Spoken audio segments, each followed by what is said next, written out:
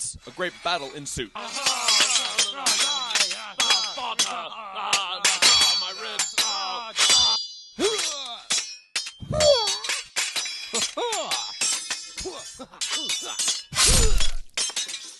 No.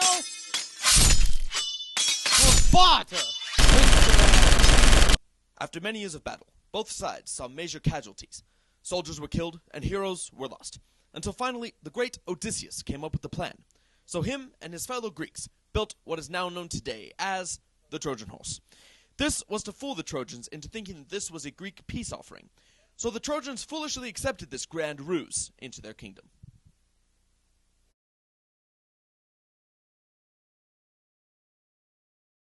The Trojans were more than joyful at this clear surrender of their longtime enemy, so they spent the night drinking and feasting, and they soon became drunk and incapacitated. Once everyone was asleep, the Greeks quietly vacated their horse. And with that, the city was sacked. And that is my true. After the defeat of the mighty Troy, Odysseus went to the oceans and confronted the gods, only to find out that one of them was less than pleased by Odysseus's foolish pride. I am Odysseus, ruler of Ithaca and conqueror of Troy, that once great city which has bested all other men. Thus, I am more than a man. I am like unto the gods. I no longer need the gods. I am invincible! Rah! I am Poseidon! Do you dare challenge me? You are Odysseus! You are not a god! I am a god! You will suffer my wrath!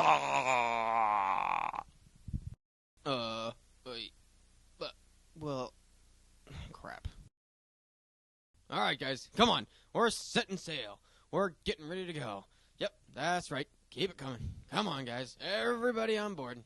No dilly-dallying. Come on. Yep, you two. Get up here. Who else is left? How many are we? A lot more? Oh, there's more. Come on. Keep it going. You can do it. Let's go. Almost there. Come on. How many more we got? Oh, there's a lot. Oh, hey, hello, a little bigger. Come on, you can get it. Get up there. Come on. You got it. Oh, stupid kids. No. Yep. Oh, you got it. Alrighty. Alright, well, let's set sail.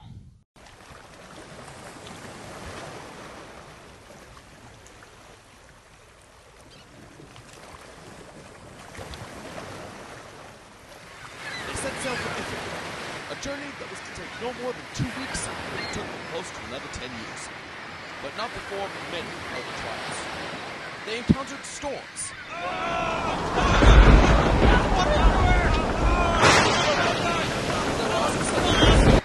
Of which they spent awesome times. I'm bored. Shut up! I will throw you off. I'm gonna get there. Shut up! Once the oceans allowed them to, they pressed on. After weeks of sailing, they came upon an island. It was a strange island to all of them, so they decided to search it for people and supplies. If only they had known the horror that awaited them. Aha! We finally landed. Alright, let's get off the ship. Everybody off. Yep, there you go. 1 by 1, 2 by 2. No, 2 by 2. Okay. Hey, what do you look? Don't look at the island. Come on, let's go. Good job. Let's go. Keep it going. Come on. Come on. How many people are on the ship? Come on. Come on. Oh my gosh. Where's the fatty? Where's it? There he is. Come on. You're causing slowness. Let's go. Come on. Come on. Good job. Everybody off? Alright, let's get on the island. Alright, men. We're on the beach of the Cyclops, in my understanding. So, this is what we're going to do. We're going to wait here for 3 nights to see if they come to interact with us. If not, we'll go look for them. Are you ready? Yes, I think we are, yes. Mm-hmm. So with that, Odysseus and his men slept for 3 nights.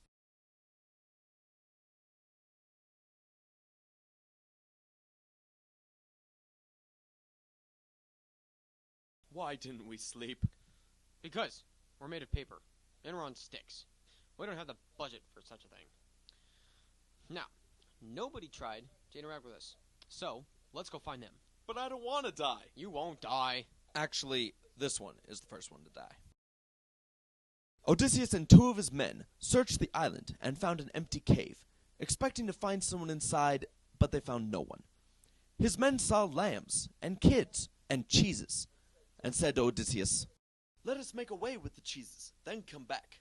Hurry, drive the lambs and kids from the pens to our swift ship. Put out to sea at once. But Odysseus would not give way. Oh, how much better it would have been if they would have left then, stolen the goods, and not dealt with the beast that was about to be revealed. I'm sorry about that. Odysseus and the rest of his men entered the cave in order to wait for the cave's resident to return. They sat and feasted upon the fresh milk, cheeses, and breads inside. This act was proper due to the rules of Xenia. Just as they were about to leave the cave, however, thinking that perhaps the resident was to be away for an extended period of time, the Cyclops himself lumbered into the cave.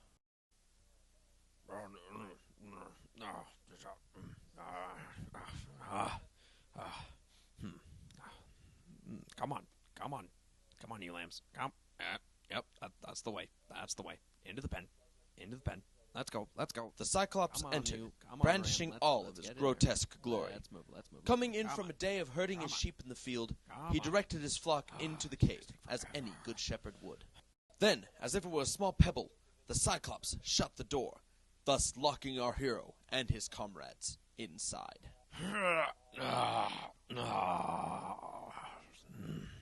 He then went about his daily chores. He went over to the sheep.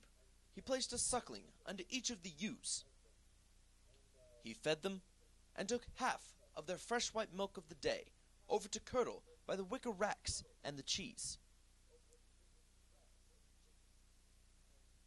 He still had not seen Odysseus and his men, who had cleverly hidden themselves in the darkened corners. But then, the Cyclops then proceeded to light his own fire.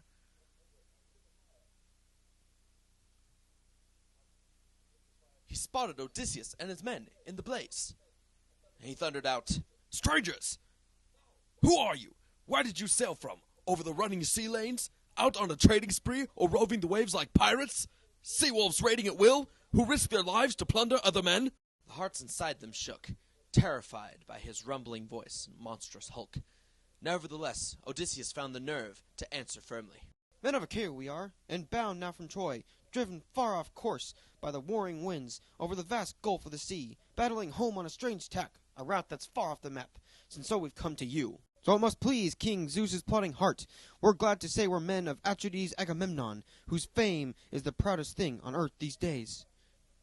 So great a city he sacked, such multitudes he killed. But since we've chanced on you, we're at your knees, in a hopes of warm welcome, even a guest gift. The sort that the host gives strangers. That's the custom. Respect the gods, my friend. We're suppliants at your mercy. Zeus of the strangers guards all guests and suppliants. Strangers are sacred. Zeus will avenge their rights. Stranger, he grumbled back from his brutal heart. You must be a fool, stranger, or come from nowhere, telling me to fear the gods or avoid their wrath. We Cyclops never blink at Zeus and Zeus's shield of storm and thunder, or any blessed god. We've got more power by far. I'd never spare you in fear of Zeus's hatred, you or your comrades here, unless I had the urge. But tell me, where did you moor your sturdy ship when you arrived? Up the coast or close in? I would just like to know. So the Cyclops laid his trap, but he never caught Odysseus. No, wise to the world, he shot back in his own crafty way. My ship? Ha! Poseidon, god of the earthquake, smashed my ship. He drove it against the rocks at your island's far cape. He dashed it against a cliff as the winds rode us in. I and the men you see escaped a sudden death. Not a word in reply to that, the ruthless brute. Then he lunged out with his hands towards Odysseus' men and snatched two at once. Wrapping them on the ground, he knocked them dead like pups.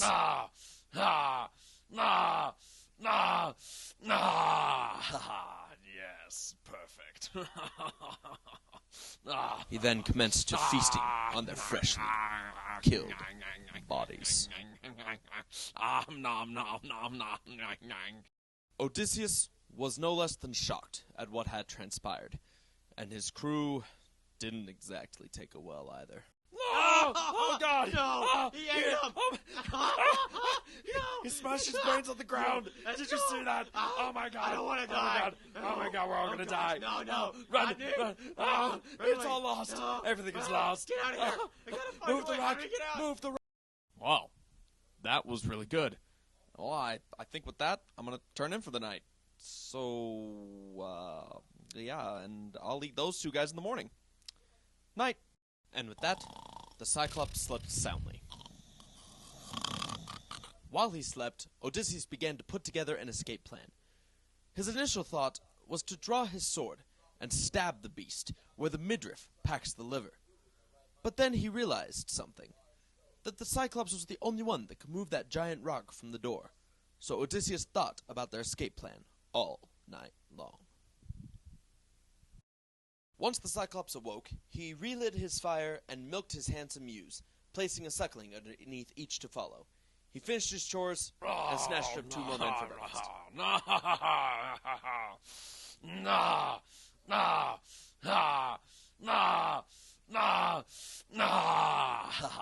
Yes, perfect.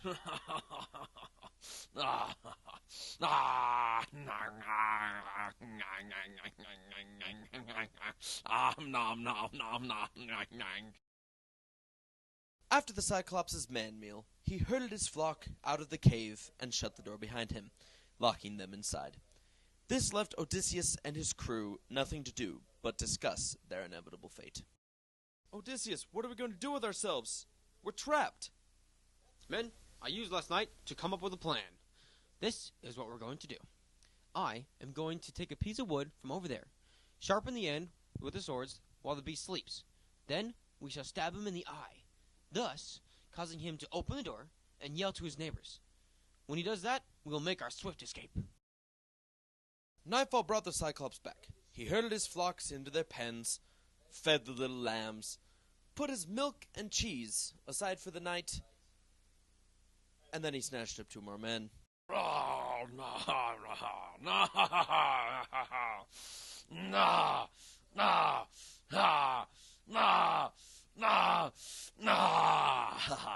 Yes, perfect.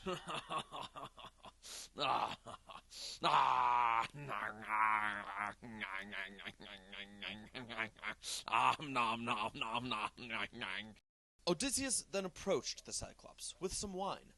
He offered it to him, saying in a confident manner, Cyclops, try this wine, to top off the banquet of human flesh you've bolted down.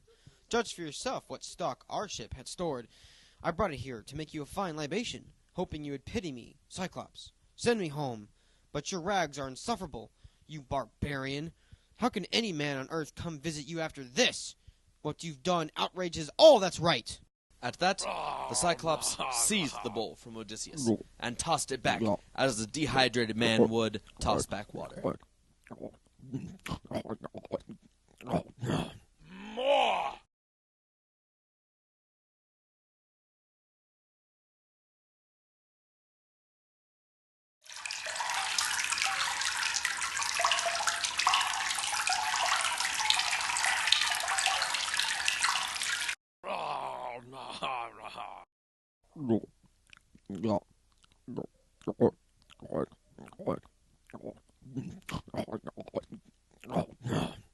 More!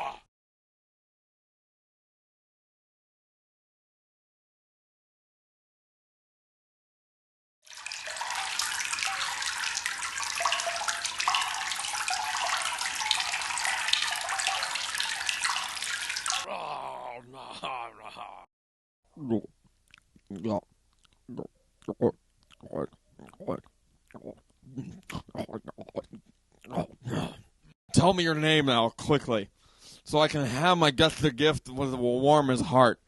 Your soul yields the Cyclops' power, full-bodied wine, and the rains from Zeus build its strength. But this is nectar, ambrosia. It flows from heaven. So you ask me the name I've known by, Cyclops.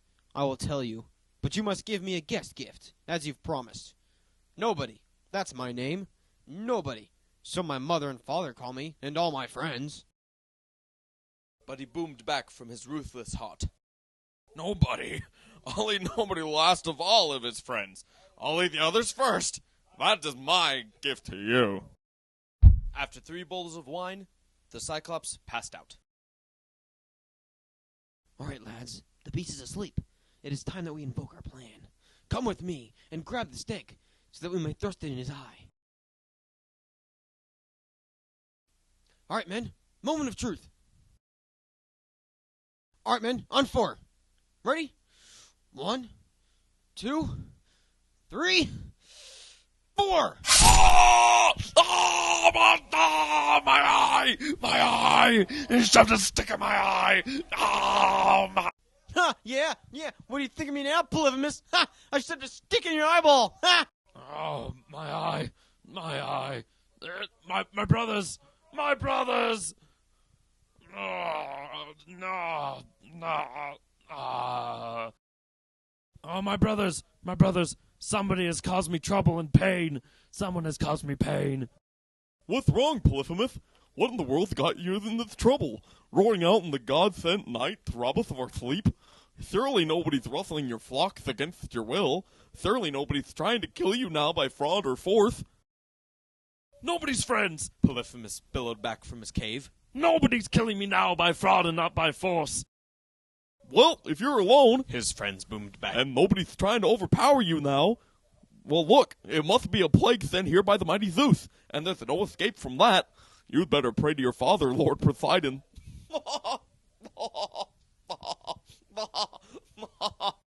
Well, if I stand here at my door, nobody won't be able to escape with his life.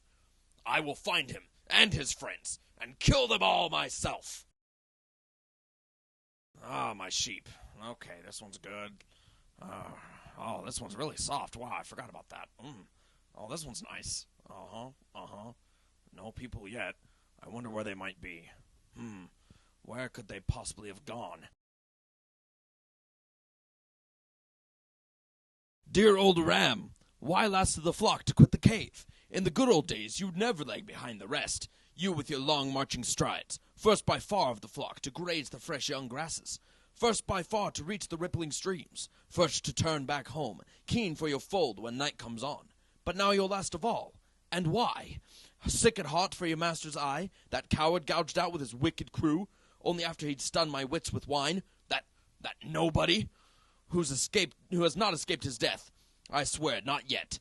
Oh, if only you thought like me, had words like me, to tell me where that scoundrel is cringing from my rage, I'd smash him against the ground and spill his brains, flooding across my cave, and that would ease my heart of the pains that good-for-nothing nobody made me suffer. And with that threat, he let the ram go free outside. Once they were out of reach of the Cyclops, they all ran to the ship, in hopes that they would be able to escape with their lives. They ran full speed, in order to put as much space between them and the Cyclops as possible. Come on. Run. Except for the fat one. Come on. I can make this. Come on! Oh, he missed. And Odysseus followed last, to be sure that no one fell behind. And Odysseus, with that fighting spirit, turned back towards the Cyclops and yelled, So, Cyclops, no weak coward it was whose crew you bent to devour there in your vaulted cave. You with your brute force, your filthy crimes came down on your own head, you shameless cannibal, daring to eat your guests in your own house. So Zeus and the other gods have paid you back.